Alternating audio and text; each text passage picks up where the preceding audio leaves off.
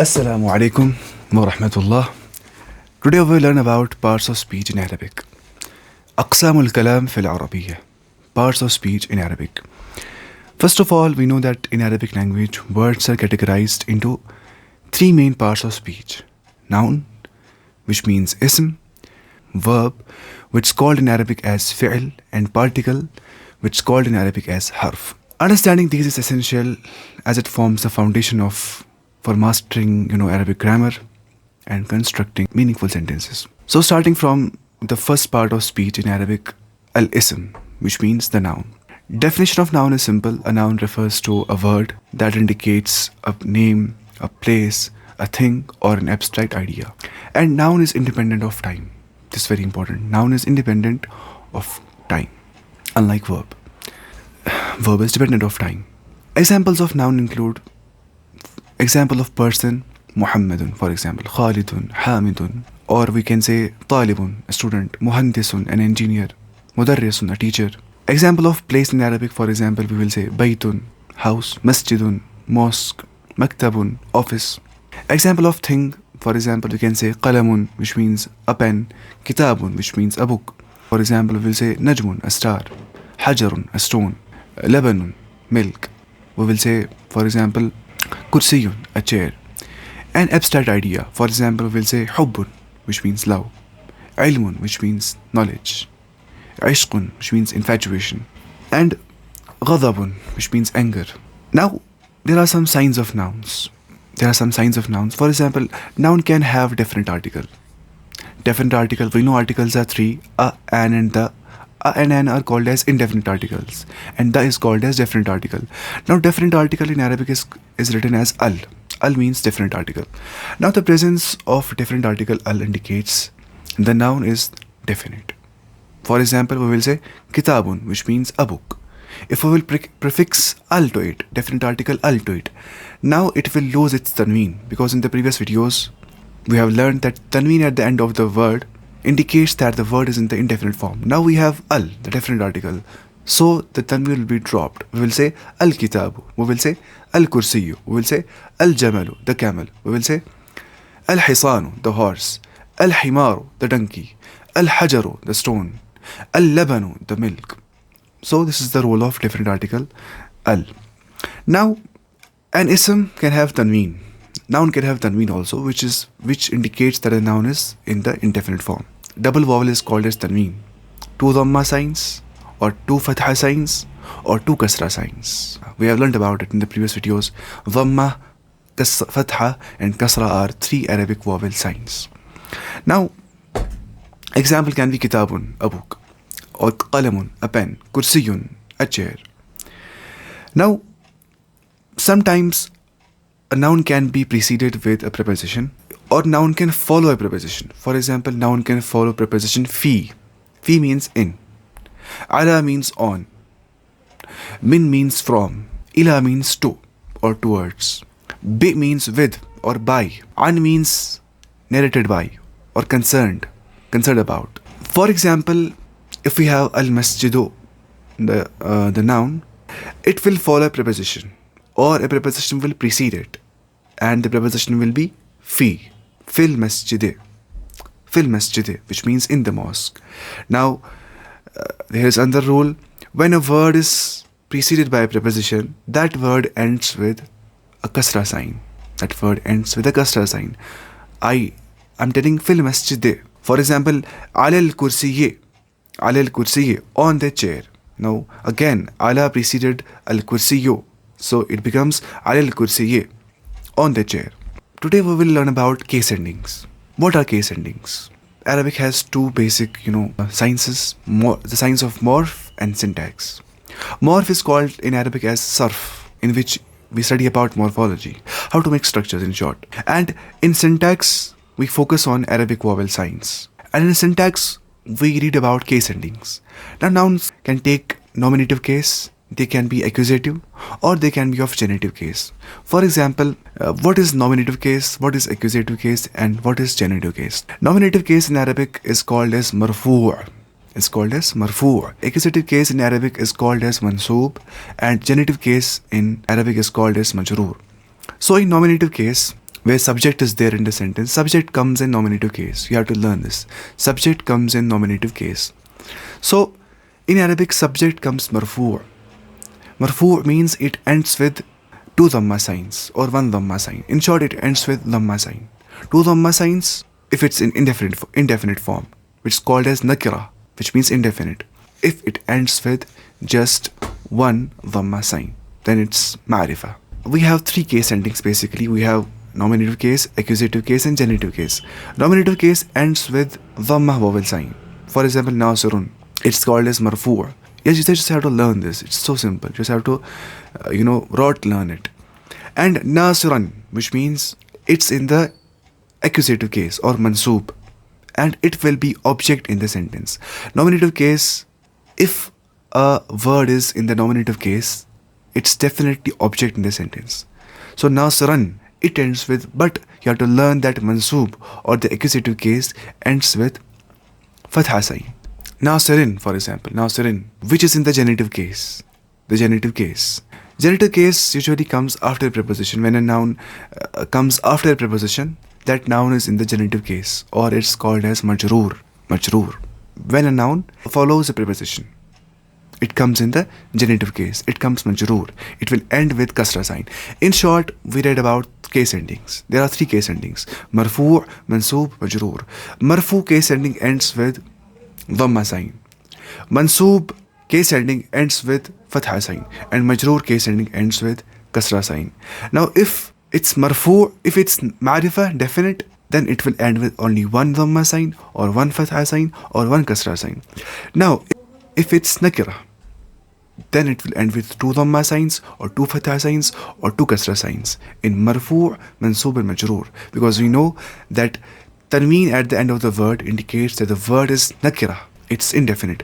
And if there is no tanween at the end of the word, if alif lam al is prefixed to a word, then it means it's in the definite, it's ma'rifah, and it will not end with tanween. I will say al-kitabu, al-kitaba, al-kitabi, marfu, mansub, majroor. I will say kitabun, kitaban, and kitabin, marfu, mansub, majroor in the nakira. We will learn about fi'l.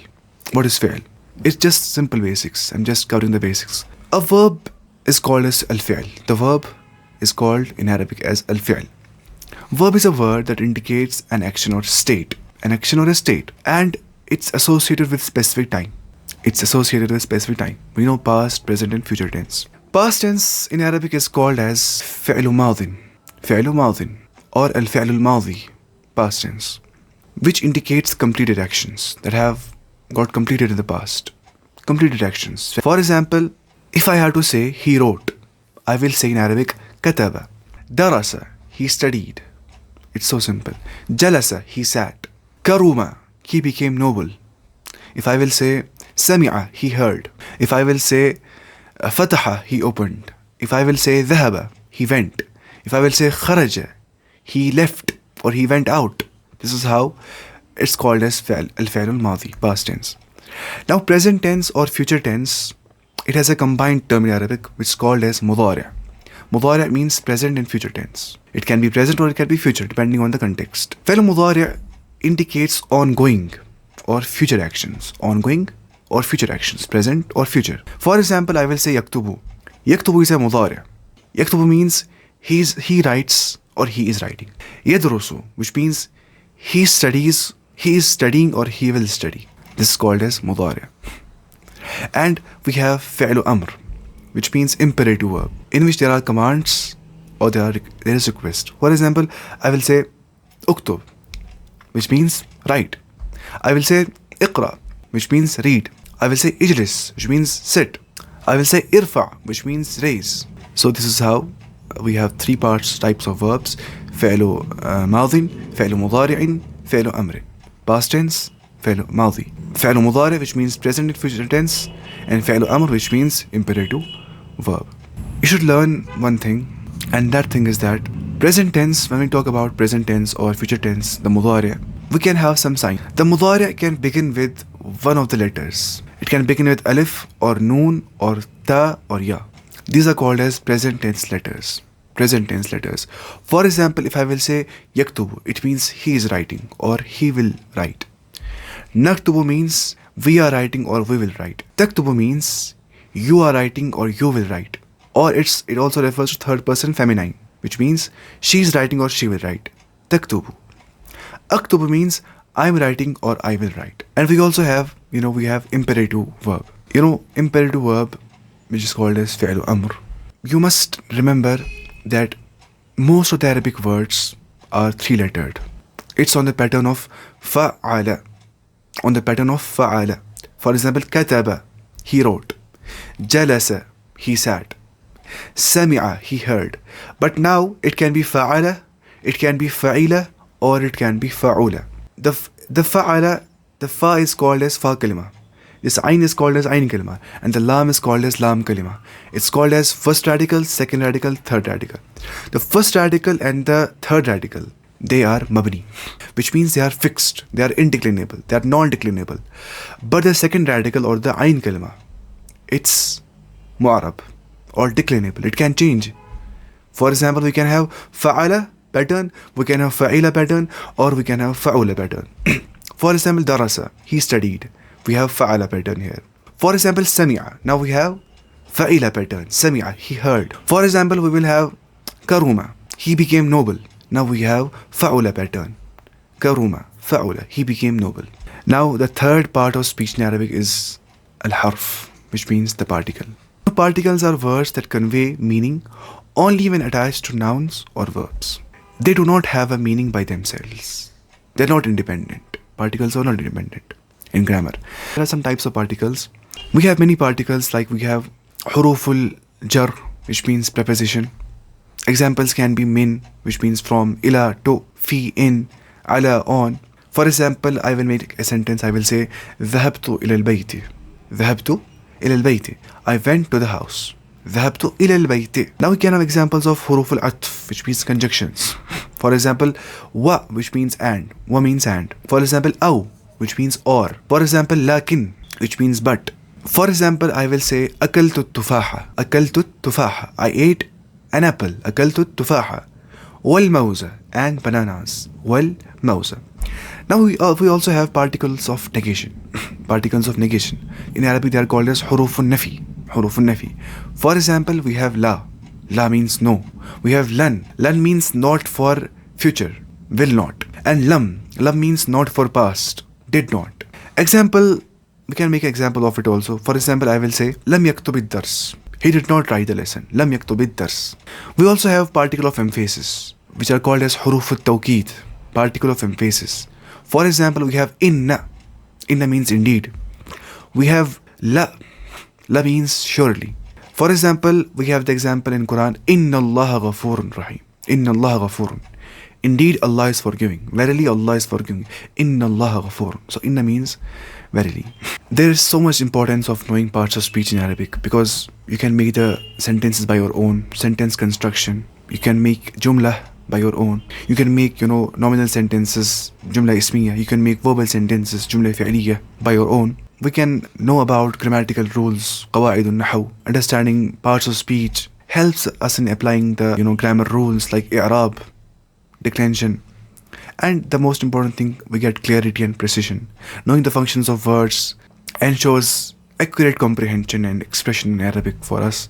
Now we will revise one more time about it all. Parts of speech in English, we know there are 8. Noun, pronoun, adjective, adverb, interjection, verb, conjunction and preposition. But in Arabic, we have only 3 parts of speech. We have ism, which means noun.